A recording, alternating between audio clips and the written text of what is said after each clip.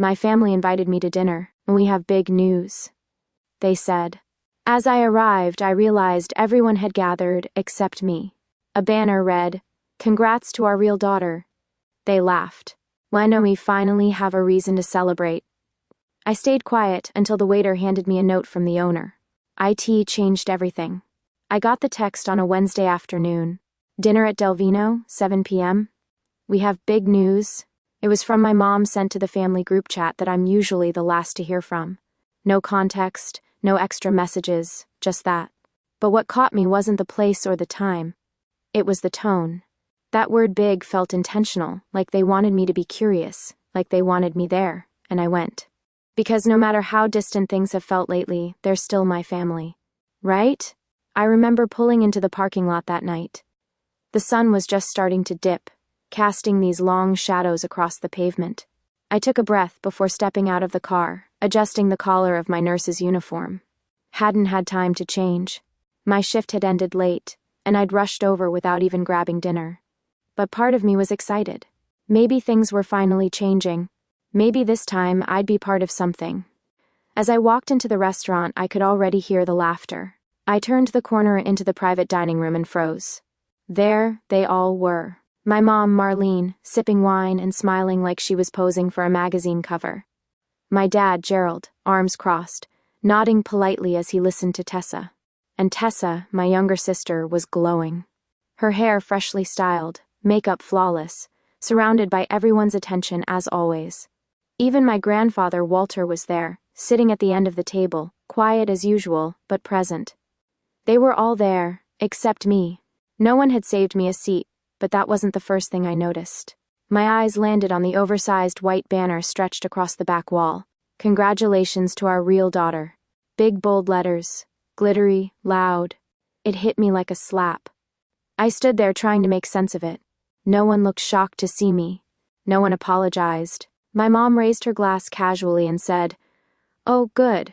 You made it. We've already started." Tessa looked me up and down and smirked. "Didn't have time to change?" I nodded stiffly and forced a smile. "Got off work late." There was a weird kind of silence after that. Not awkward, comfortable, for them. Like I was the guest, not the daughter. Like this wasn't for me at all. A waiter came by and slid a spare chair to the edge of the table for me. No one moved to make room. I sat there quietly, trying to shrink myself small enough to disappear. That's when my mother lifted her glass again. "To Tessa," she said with a proud, dramatic smile, "our real daughter. We finally have something to celebrate." Everyone clinked their glasses, except me. I stared down at the tablecloth, unsure if I'd misheard. "Real daughter?" Tessa laughed. Okay. I'll explain," she said, like she was telling a joke. She leaned in with a gleam in her eye. "I did one of those DNA kits. It turns out I'm not adopted. I'm actually your biological child. Mom and Dad thought they had me through surrogacy, but I'm theirs, fully, completely theirs." People cheered like it was a gender reveal party. Gerald wiped away an emotional tear. My mom placed her hand over her heart. I blinked, trying to keep my voice steady. "Wait. What does that mean about me?" The table quieted for a second. Then Marlene gave the smallest shrug. "Well, honey, you were part of the same process. It was complicated. We were young. Mistakes happen." Laughter rose again, louder this time. I sat there, suddenly cold in a room full of warmth I wasn't invited into. And just when I thought I couldn't feel smaller, the waiter came back. He walked over to me, not anyone else, and handed me a small sealed envelope. "The owner asked me to give this to you," he said. Everyone at the table turned to look. I looked down at the envelope. My name was handwritten across the front, just my name. And in that moment, everything shifted. I wasn't born into this family, at least not in the way most people are. But growing up, no one ever said anything different. My parents, Marlene and Gerald, had always been distant, but they called me their daughter. They gave me their last name. I called them Mom and Dad. They fed me, clothed me, sent me to school. From the outside, we looked like any other middle-class American family. But inside our house, it always felt like something was missing, something I could never name out loud. Tessa, my younger sister, was everything they ever wanted. From the moment she could walk, she was the center of every conversation, Every holiday, every picture frame on the wall. She was their golden girl, blonde curls, pageant smile, straight A's with half the effort. And me? I was the one who remembered to take out the trash. The one who sat in the back seat during vacation so Tessa could have the window. The one who always made her own birthday cake because Mom ran out of time. I don't remember the last time either of them told me they were proud of me. Not when I got into nursing school. Not when I stayed up 36 hours during the COVID crisis. Not even when I paid off my student loans by working double shifts every weekend. But I didn't complain. I thought maybe that was just how families worked. Maybe love didn't always look like hugs or applause. Maybe being the responsible one meant you didn't get a spotlight. And despite all the little cracks, I stayed close. I called on birthdays. I offered rides to the airport. I showed up to Christmas with gifts, even when no one thought to get me one. I never missed a dinner invite because deep down I kept hoping this time would be different. That's why when the group text came in about the dinner at Delvino's, I told myself, maybe they're finally going to see me. Maybe the big news was about something we could all share. Maybe, just maybe, I'd finally be part of the celebration, not just a spectator. I was tired that day, physically and emotionally. 12 hours on the hospital floor, 2 codes called, 1 patient I couldn't save. But I didn't cancel. I didn't want to be the one who bailed. I'd gotten used to being the one who showed up, even when it hurt. I remember putting on a bit of lipstick in my car mirror trying to pull myself together. I told myself, don't overthink it. Go in. Smile. Maybe this time will be different. But nothing could have prepared me for that moment. That banner. That sentence. Congrats to our REAL daughter. It wasn't just a party. It was a statement. A line drawn in glitter between who belonged and who didn't. And the way they looked at me when I asked, what does that mean about me, you as someone? Like I was the one making things uncomfortable. Like I was overreacting to something they thought was a harmless joke. It told me everything I needed to know. Still, I didn't leave. Not right away. I stayed in that chair with my hands in my lap and my heart beating out of rhythm. I waited for someone, anyone, to notice the pain on my face, to ask if I was okay. No one did. And then the envelope came. The waiter placed it down gently, respectfully, like it was something sacred. The outside was simple. Just my name in black ink, Alina. I hadn't seen my name written like that in years. Not in handwriting, not like it mattered, and that's when I knew. This wasn't part of their plan. This wasn't something they arranged. This was something different. Someone had known I'd need this moment, that I'd need the truth. And somehow, they'd made sure it found me. My hands were shaking as I picked it up. I didn't know it yet, but what was inside that envelope was going to flip everything I thought I knew upside down, not just about that dinner, about my entire life. I didn't open the envelope right away. I held it in my hands like it was something fragile, something that could either save me or destroy me. The paper was thick, almost old-fashioned, and the handwriting was sharp and deliberate. Someone had taken their time. Someone had wanted this to reach me, and I didn't know if that terrified me or gave me hope. But I couldn't open it. Not there. Not while I was still surrounded by people who were pretending I didn't exist. I slipped it into my coat pocket and looked up. The conversation had moved on without me. Tessa was now talking about her DNA test, like it was the climax of a rom-com. I honestly just did it for fun, she said, swirling her wine. But when I got the results, I was shocked. Apparently, I'm 100% biological. No donor, no mix-up, just me, the real deal. Everyone laughed again. Even Grandpa Walter gave a polite nod, though I noticed he wasn't laughing with his eyes. I finally found my voice and asked quietly, "So what does that mean about me?" For a second, no one said anything. My dad looked toward the wall like he was trying to remember a dentist appointment. My mom shifted in her seat and gave this small, rehearsed smile. "Well," she said, "we used 2 embryos. Back then, the clinic didn't tell you much. We didn't ask too many questions." Tessa interrupted. "Basically, it was a mix-up. I'm theirs. Alina, you might be someone else's." She said it with a laugh, like she was saying I'd ordered the wrong Starbucks drink. Everyone chuckled along, except me. I wanted to leave. I wanted to scream. But I sat there completely still, like my body had detached from the room. My mom reached across the table to pour herself more water. "It doesn't really change anything, though," she added casually. "You're still family. Still family." The way someone says that when they're talking about an old neighbor or the dog they gave away years ago. I felt my throat tightening, my heart pounding in my chest, not fast but heavy, like it was dragging the rest of me down. No one apologized. No one acknowledged that what they'd just revealed was more than a quirky surprise. It was my entire identity being thrown out like a punchline. I wasn't just the second best daughter. I was the one who didn't even belong. That banner above the table made it clear. Our real daughter, not both our daughters, not our family. Just one. One real daughter, and I wasn't her. Tessa was glowing, eating up every second of it. She pulled out her phone and started showing pictures of the DNA results like it was proof of her destiny.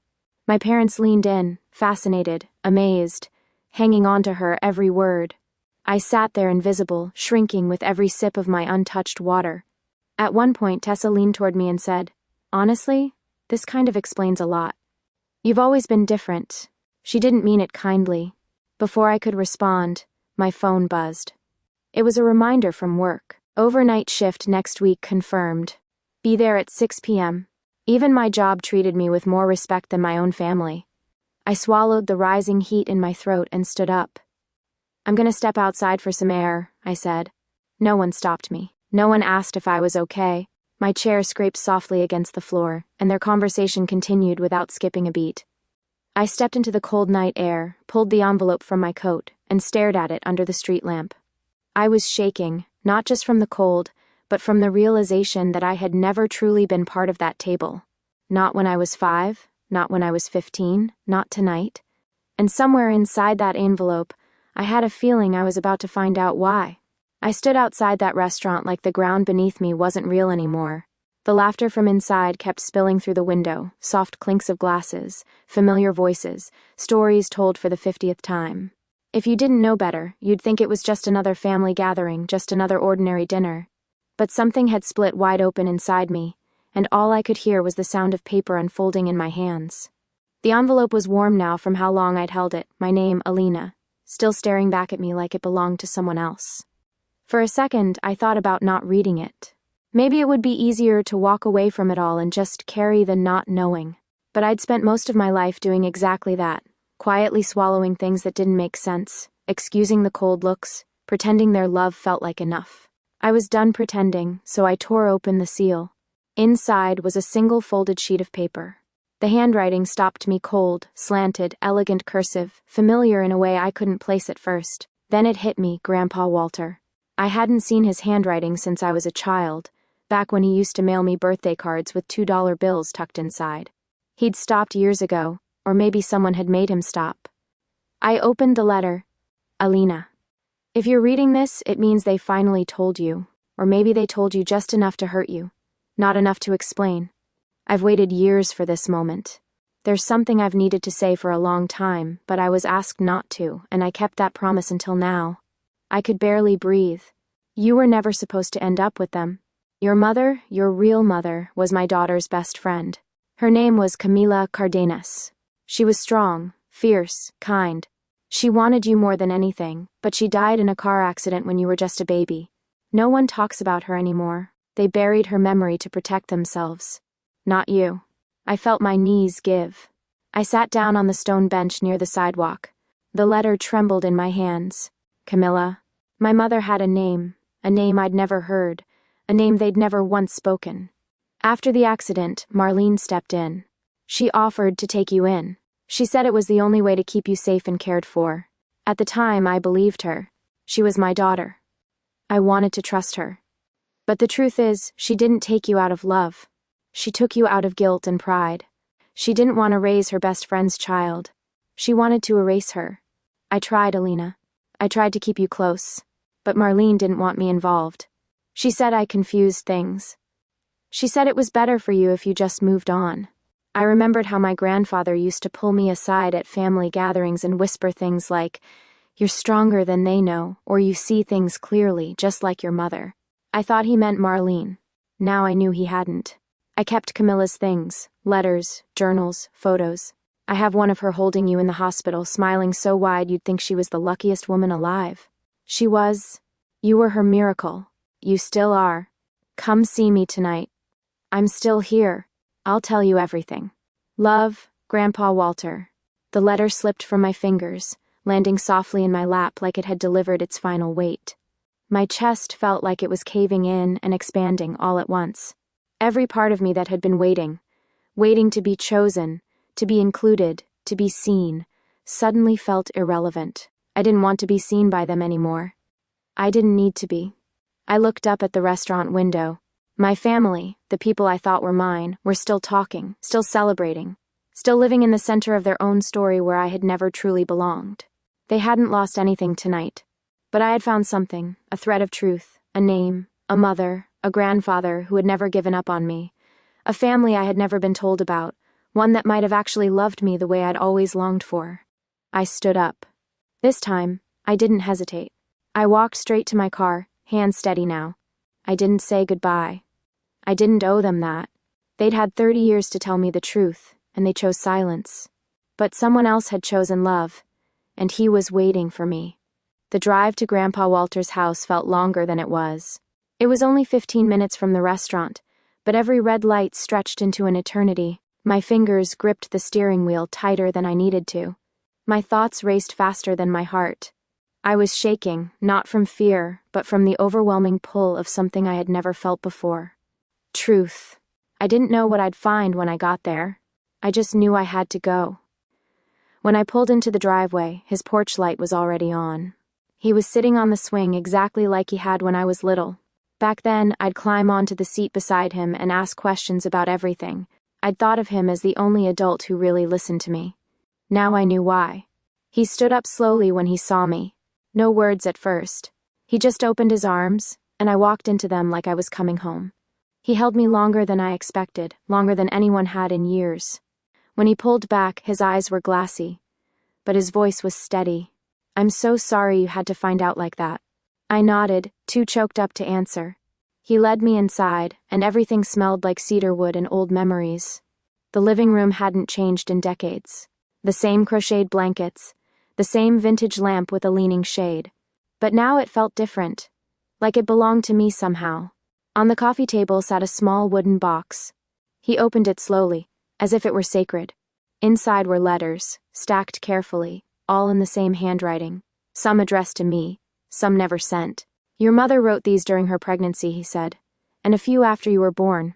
She used to say she could feel your heartbeat before you even kicked. She talked to you every day. She loved you so fiercely, Alina." He handed me a photograph. It was a hospital room. A young woman with deep brown eyes and long dark hair was cradling a newborn. Her face was soft, glowing, joyful. "That's Camilla," he said. The room blurred around me. I had never seen her before, but I knew her. I looked at her the way a child looks into a mirror for the first time and finally sees their own face clearly. I saw myself in her nose, her cheekbones, the way she cradled me, like I was everything. That picture did something no DNA test or family dinner ever could. It made me feel real. My voice trembled. Why didn't they tell me? Walter sat down beside me. They didn't want to love something that reminded them of what they took. Marlene always lived in Camilla's shadow. When Camilla died, she saw her chance to rewrite the story. And Gerald, he just followed whatever made life easier. But I knew I couldn't let Camilla's daughter vanish. So I stayed close as they'd let me, and I waited for the day you'd come to me. He pulled out a faded envelope marked for Alina when she's ready. It was my mother's handwriting. I opened it slowly, hands shaking, heart wide open. "My dearest Alina, if you're reading this, it means I couldn't stay long enough to raise you, and I'm so sorry for that. But I need you to know something no one else can ever take away. You were wanted. You were chosen. You were loved. If they tried to make you feel small, it's because they were afraid of how big your heart could be. Don't let them dim your light. You are mine, and I am yours, always." Mom tears spilled freely, not out of grief, but out of recognition. For the first time in my life, I wasn't questioning if I mattered. I knew I did, and I knew who I was. I wasn't the leftover daughter. I wasn't a burden. I wasn't the girl who had to earn her place at the table. I was Camilla Cardenas' daughter, loved, fought for, chosen. I looked at Grandpa Walter and smiled through tears. "I want to know everything." He smiled back. "Then let's begin." I stayed at Grandpa Walter's that night. We talked until nearly 3 in the morning. He showed me more letters, more photos, pieces of a life I'd been living on the edge of without ever knowing it. I learned that my mother, Camilla, had been a music teacher. She used to sing to me every night while I was still in her belly. She called me Lena Bug in her journal entries. She'd planned to raise me on her own. She was scared but proud, brave. Every sentence I read felt like oxygen after years of breathing through a straw. By morning, I'd made my decision. I wasn't going back to that house, not to Marlene's sideways smiles or Gerald's polite detachment. Not to Tessa's mocking tone. Not to that dining room table where love was served with conditions. I wasn't angry. Not anymore. I was done waiting for them to change. Done trying to fit into a space that was never built for me. Instead, I chose myself. A few days later, I filed a petition to legally change my name, Alina Cardenas. The first time I said it aloud at the courthouse, I felt something settle inside me, like a puzzle piece finally clicking into place. My real name, my mother's name, my truth. I moved into Walter's guest room temporarily. The walls are covered with photos of Camilla and her students, her violin hanging by the door. I've picked up a few of her songs, soft lullabies I play on a keyboard I bought for the house. Music feels like a language we've been speaking across time. And in the middle of it all, I kept working. Nursing doesn't stop even when your world shatters and rebuilds itself. But I work differently now. I smile more. I listen closer. I've started mentoring new students. I carry a picture of Camilla in my badge holder, not because I need others to see it, but because I finally want to see her with me.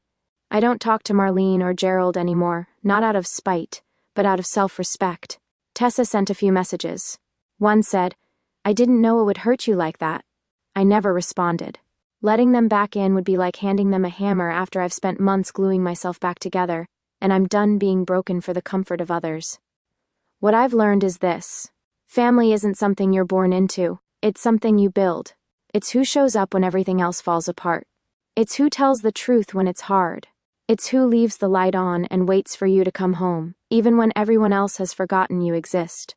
I thought I was nobody for so long, but I was somebody's miracle. I was loved by a mother who never got to watch me grow, but gave me everything she had while she could. I was protected by a grandfather who waited decades to hand me back my own story. And I finally learned how to love myself with that same fierce, unconditional energy. So here's what I'd tell anyone who's ever felt like the outsider in their own family. You are not the problem. You are not less because they failed to see your worth. You are not defined by the ones who couldn't love you right. You are allowed to walk away. And when you do, when you finally choose truth over performance and love over legacy, you don't lose a family. You find your own. If this story moved you, don't forget to like, subscribe, and share. And if you've ever had to rebuild yourself from the ground up, tell me in the comments, what truth set you free?